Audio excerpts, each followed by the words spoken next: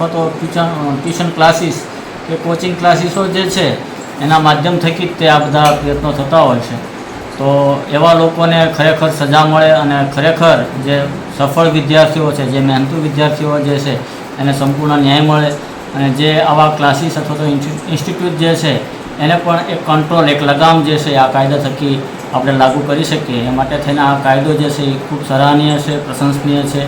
હું માનનીય વડાપ્રધાન સાહેબનો ખૂબ ખૂબ આભાર માનું છું કે જે આ કાયદા લાવવા માટે એક સફળ પ્રયત્ન કર્યો. ખરેખર તો એવું છે કે આ ફક્ત ને ફક્ત નીટ જ નહીં પણ એવી ઘણી સ્પર્ધાત્મક પરીક્ષાઓ છે, યુપીએસસી, જીપીએસસી અથવા તો બીજી અન્ય પરીક્ષાઓ છે જે સ્પર્ધાત્મક પરીક્ષાઓ લેવાતી હોય છે. એના પેપર અવારનવાર જે છે વારંવાર ફૂટતા હોય છે. તો એના ઉપર પણ એક લગામ લાગશે અને એમાં પણ જે વિદ્યાર્થીઓ જે છે એને યોગ્ય ન્યાય મળશે અને જે સફળ વિદ્યાર્થીઓ જે છે એ સફળ વિદ્યાર્થીઓને મહેનત માટે પ્રોત્સાહન પૂરું આ કાયદા દ્વારા મળશે.